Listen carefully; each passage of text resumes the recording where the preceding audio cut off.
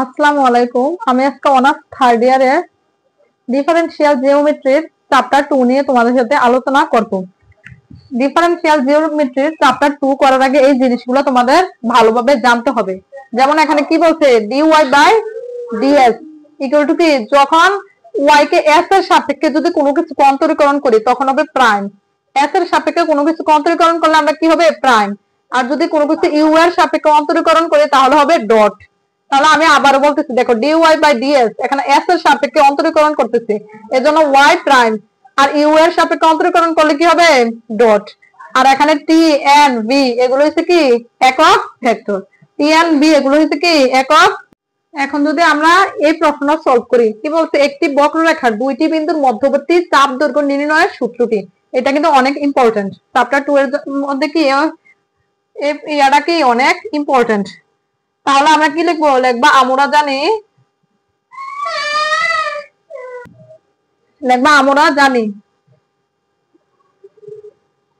t vector equal to dr by ds, ঠিক আছে।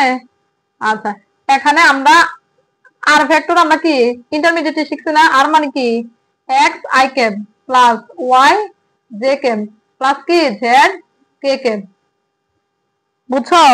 তাহলে আমরা টি সমান কি লিখতে পারি, সুতরাং টি সমান আর এর জায়গাগুলো কি এটা লিখতে পারি না, আর এর জায়গায় x i plus y j plus z k, তো d বাই ds, বুঝছো। তারপর কি লিখবো, x i ক্যাপ আবার d বাই ds, তারপর এখানে কি লিখবো, y j cap plus d by ds, তারপর কি z k ক্যাপ, বুঝছো। লিখবা, যেহেতু আমরা একটু আগে শিখছি t and b এগুলো হচ্ছে একক ভেক্টর, লিখবা যেহেতু t একটি একক ভেক্টর,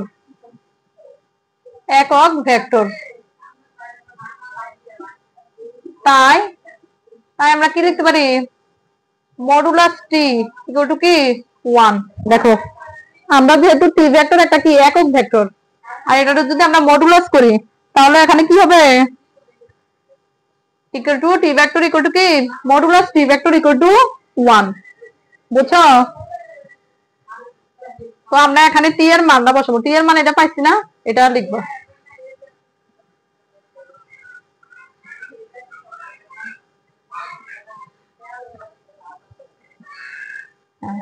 তো t ভেক্টরের মান কত, দেখো। আচ্ছা, আমরা একটু একটা জিনিস আগে বুঝা নেই। দেখো আর ভেক্টর সমান কি x i cap plus y j cap plus কি z k ক্যাপ। আমরা যদি এটা মডুলাস করি, মডুলাস করলে তাহলে কি হবে, এটি স্কয়ার হবে না, x square plus y square plus কি z স্কয়ার, ঠিক আছে। ঠিক এখানে কি ছিল, দেখো আমি একটু আরেকবার একটু লিখতেছি, তোমরা কিন্তু একবারে লিখবে, এটা এরকম ছিল। তো টি ভেক্টর মডুলাস মানে কি, টি ভেক্টরের মানগুলো কি করতে হবে, এরকম করতে হবে না, রুট লিখে এটা লিখতে পারি না। রুট লিখে কি লিখবা, dx by ds whole square plus dy by ds কি whole square plus dz by ds whole square, বুঝছো।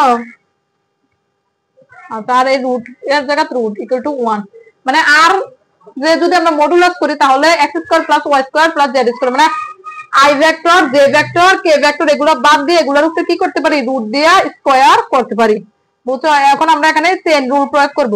তো দেখো চেন রুল যদি প্রয়োগ করি, dx এখানে du দিবা, du বাই উপরেও কি হবে du, তাহলে du কাটা নিচে ds। আমরা চেন রুল কি অনার্স সেকেন্ড ইয়ারে শেখানো হয়েছে ক্যালকুলাস 2 এ। তাহলে দেখো এখানে আমরা কি লিখতে পারি, dx বাই du একটা ডট du বাই ds, ঠিক আছে। এখন আমরা চেন রুল প্রয়োগ করব, dy by du dot du by কি ds স্কয়ার প্লাস কি dz by du dot du by কি ds স্কয়ার ইকুয়াল টু কত 1, বুঝছো। আমরা এখানে কি প্রয়োগ করলাম, চেন রুল প্রয়োগ করলাম, du কাটা, এখানে du কাটা। আশা করি এতটুকু পর্যন্ত কি বুঝতে পারছো। আচ্ছা, তারপর আমরা এবার উভয় পক্ষে যাতে রুট উঠা যায় সেজন্য আমরা উভয় পক্ষে কি করব, বর্গ করব।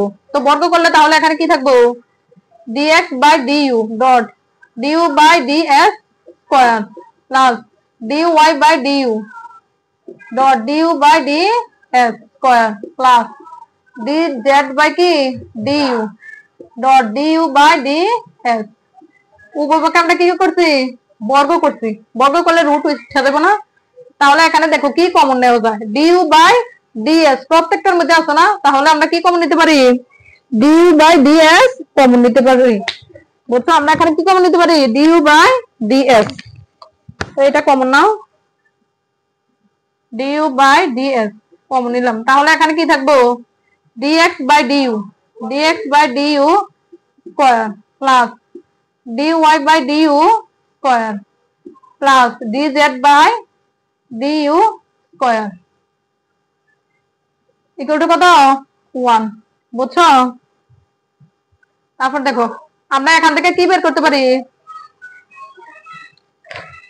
এখান থেকে মূলত আমরা কি dx by du এর মান বের করব তাহলে দেখো আমরা যদি du by ds এই পাশে রাখি এই পাশে রাখলাম আর এটা ওই পাশে তাহলে কি ভাগ আকার হবে না 1 ভাগ এটা কি dx by du square plus dy by du square plus dz by du square বুঝছো তাহলে যদি আমরা এটার কি উল্টাই দেই দেখো এটা যদি কি করে দেয় উল্টাই দেই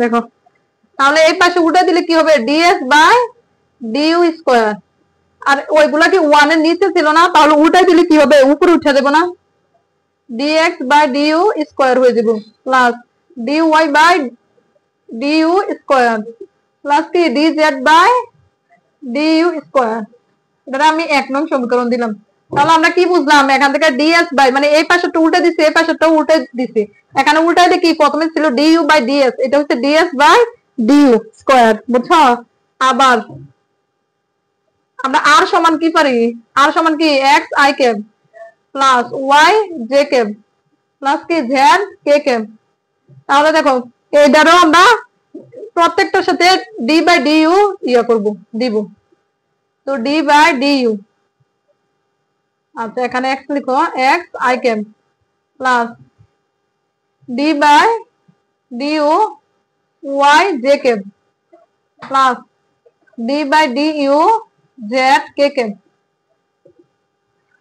তারপর আমি এখানে এটা মডুলাস করব তো এখানে কি dr by du আর এখানে মডুলাস করলে এখানে কি ভেক্টর গুলা বাদ যাবে তাহলে এখানে কি হবে dx by du square plus dy by du square plus কি dz by du স্কয়ার বুঝছো এবার যদি আমরা উভয় পক্ষে বর্গ করি বর্গ করলে কি হবে dr by du square equal two তাহলে বর্গ করলে ডি উঠা যাবে না রুট উঠা যাবে না তাহলে এখানে কি থাকবে dx by du square plus dy by du square plus dz by du square বুঝছো এটার আমরা কি দিব 2 নং সমীকরণ আচ্ছা এবার 1 ও 2 হতে লিখতে পারি তারপর আমরা 1 নং আর 2 নং দেখো 1 নং এর মধ্যে কি এই পুরোটা আছে না বা 2 নং এর পুরোটা আছে না তাহলে আমরা কি লিখতে পারি 1 ও 2 নং হতে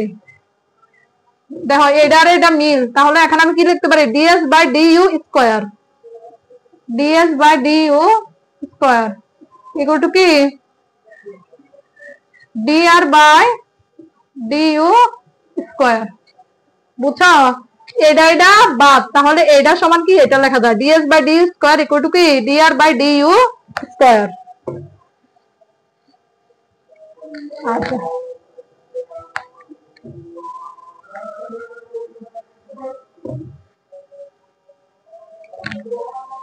তারপর আমরা লিখতে পারি ds by du square equal two দেখো ইউর সাপেক্ষে কোনো কিছু অন্তরীকরণ করলে কি হবে ডট হবে ইউর সাপেক্ষে কোনো কিছু অন্তরীকরণ করলে ডট হবে তার মানে আর ডট লিখতে পারি ঠিক আছে না আমরা কি লিখতে পারি আর ডট লিখতে পারি উভয় পক্ষ থেকে স্কয়ার স্কয়ার বাদ তাহলে কি হবে ds by du equal to কি আর ডট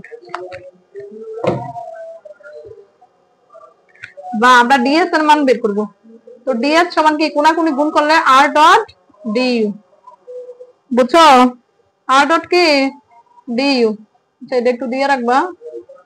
আমরা তারপর কি করলাম, ইউর সাপেক্ষে ইউর সাপেক্ষে যেহেতু দিছিলাম এই জন্য আর ডট, ইউর সাপেক্ষে কোনো কিছু অন্তরীকরণ করলে আর ডট, তারপর উভয়তে স্কোয়ার স্কোয়ার বাদ, তারপর ডিএস এর মান বের করে দিছি। তারপর লাগবে ইউ নট হতে ইউ সীমার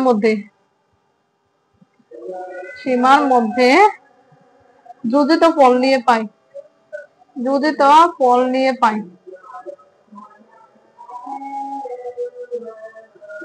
আচ্ছা, তারপর এখানে কি করবা, উভয় পক্ষে সমাকলন করবা, ডিএস দেখো ইউ নট ইউ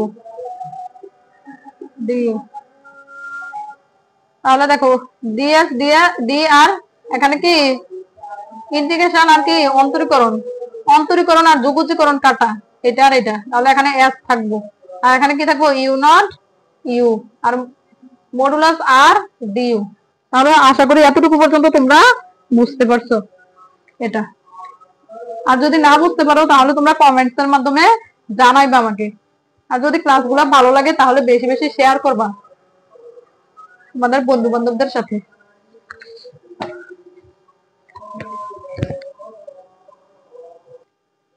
আচ্ছা, এখন আমরা एग्जांपल 4 সলভ করব। যেমন এখানে কি বলছে, নিম্নের বক্ররেখার ইউ সমান 0 হতে ইউ সমান পাই পর্যন্ত চাপ দৈর্ঘ্য নির্ণয় করো। এখানে মনে রাখবা ছোটটা হইছে নিম্ন সীমা, ছোটটা হইছে কি নিম্ন সীমা, আর এখানে বড়টা তাহলে কি হবে উচ্চ সীমা। আর আমরা চাপ দৈর্ঘ্যের সূত্র কি জানি, চাপ দৈর্ঘ্য একটু আগে বের করছি, চাপ দৈর্ঘ্য এস সমান কি ইউ নট থেকে u modulus r d u, বুঝছো? ইউ নট মানে কি তা নিম্ন সীমা, ইউ নট মানে কি নিম্ন সীমা, ইউ নট মানে নিম্ন সীমা, আর ইউ মানে কি উচ্চ সীমা, আর আর ডট মানে কি আর কে একবার অন্তরীকরণ। তাহলে চাপ দৈর্ঘ্যের সূত্র কি এস সমান ইউ নট থেকে ইউ, আর সীমাটা কত ইউ নট থেকে u modulus r dot d u, বুঝছো? চাপ দৈর্ঘ্যের সূত্রটা তোমরা প্রথমে মুখস্থ করে ফেলবা।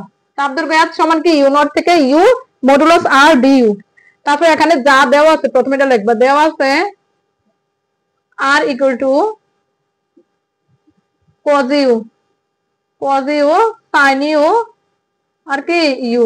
এবার আমরা কি আর ডট বার করব, আর ডট মানে কি আর কে একবার অন্তরীকরণ, তো cos কে একবার অন্তরীকরণ করলে কি হবে মাইনাস sin ইউ, আর sin কে একবার অন্তরীকরণ করলে cos ইউ, আর ইউ কে ইউর সাপেক্ষে অন্তরীকরণ করলে কি হবে 1। ডট মানে কি তাই ইউর সাপেক্ষে অন্তরীকরণ, এগুলা আর এর মানগুলোকে আমরা ইউর সাপেক্ষে অন্তরীকরণ করতেছি। তো cos ইউ কে অন্তরীকরণ করলে minus sin u, sin u কে অন্তরীকরণ করলে cos ইউ, আর ইউ কে ইউর সাপেক্ষে অন্তরীকরণ করলে কত 1। তারপরে মডুলাস আর ডট বার করবা, কারণ এখানে মডুলাস আর ডট লাগবে না। তো মডুলাস আর ডট মানে কি এগুলার square, sin u square plus cos u square plus কি 1 স্কয়ার। তাহলে এখানে দেখো sin square u plus cos square u মানে কি দা আমরা 9 এর সূত্র শিখছি না 1 প্লাস 1 স্কয়ার মানে 1, তার মানে কি root 1 sin square u plus cos square u মানে 1 সূত্র প্লাস 1 ইকুয়াল টু কত রুট 2। আশা করি এতটুকু পর্যন্ত কি বুঝছো। তারপর আমরা এখন কি চাপ দৈর্ঘ্যের সূত্রটা ব্যবহার করব। দেখো সুতরাং চাপ দৈর্ঘ্য বের করতে বলছে না, চাপ দৈর্ঘ্য এস ইকুয়াল টু কি ইউ নট থেকে ইউ মডুলাস আর ডিইউ। তো ইউ নট নিম্ন সীমা কত ছিল 0 ছিল না, আর উচ্চ সীমা ছিল কি পাই, আর আর ডটের মান কত ছিল আমরা রুট 2, আর ডট কত বের করছি রুট 2 ডিইউ, বুঝছো? তারপর আমরা কি এই রুট 2টার বাইরে বের করে ফেলবো সীমার থেকে ইন্টিগ্রেশন চিহ্ন থেকে। তার মানে এখানে তাহলে কত বেরবো 0 আর পাই দেখতে পারে আর ডিইউ। তো ডি আর ইন্টিগ্রেশন চিহ্ন কি বাদ, এই ডি অন্তরীকরণ যোগজীকরণ বাদ, তাহলে এখানে কত থাকবে রুট 2 আর ইউ নিম্ন সীমা 0 উচ্চ সীমা কত পাই। ঠিক আছে, দেখো আমি প্রথমে আর ডটের মান হচ্ছে রুট 2 ডিইউ। তো এখানে কি করছি আমরা যদি ইন্টিগ্রেশন করতে যাই ডি আর ইন্টিগ্রেশন চিহ্ন বাদ, তাহলে রুট 2 আর ইউ, আর সীমাটা কি উচ্চ সীমা নিম্ন সীমাটা আমি দিয়ে ফেললাম। তাহলে রুট টু এবার মানগুলো বসে দিব। প্রথমে উচ্চ সীমা ইউর মান কত পাই মাইনাস 0, তার মানে এখানে কত আসবে তাহলে রুট টু পাই। বুঝছো?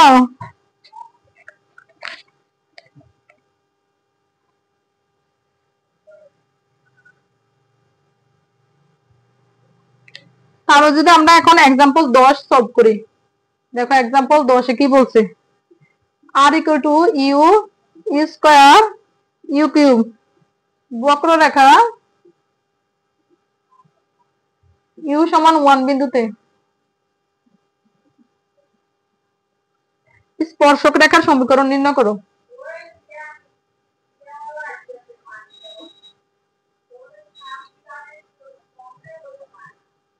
বের করো।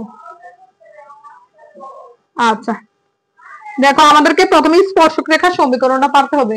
আমি প্রথমে একটু দেখাইতেছি যে স্পর্শক রেখার সমীকরণের সূত্র কি। স্পর্শক রেখা সমীকরণ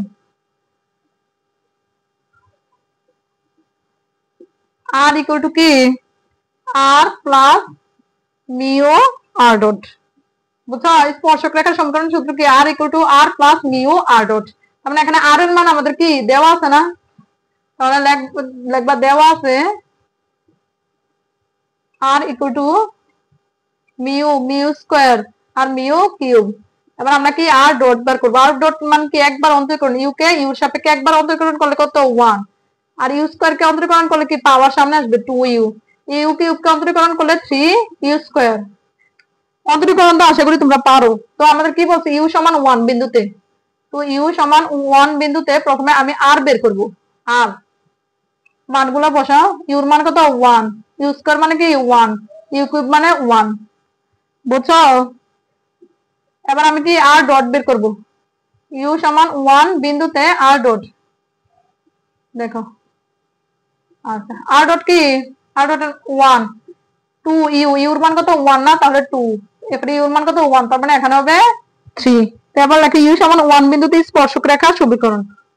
সুতরাং ইউ সমান 1 বিন্দুতে স্পর্শক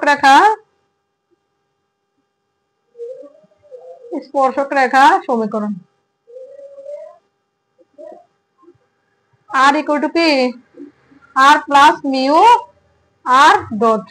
ঠিক আছে? তো আমরা এবার মানগুলো লিখবো। এখানে মনে রাখবা আর মানে হচ্ছে এক্স ওয়াই জেড, আর মানে কি এক্স কমা ওয়াই কমা জেড, আর আর এর মান কত আছে 1 কমা 1 কমা 1 প্লাস মিউ আর ডটের মান কত 1 2 3। আশা করি এতটুকু পর্যন্ত বুঝছো। আর এর মান এক্স আর এক্স ওয়াই জেড, আর আর এর মান আমরা পাইছি 1 1 1, আর প্রাইমের মান কত 1 2 3।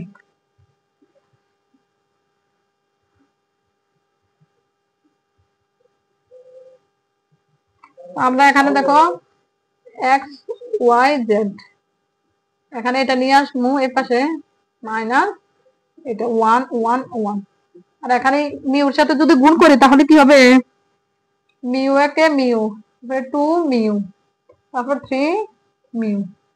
এটা যদি x এর থেকে 1 বিয়োগ করি x মাইনাস 1 y মাইনাস 1 এরপর z মাইনাস 1 সমান মিউ 2 মিউ 3 মিউ।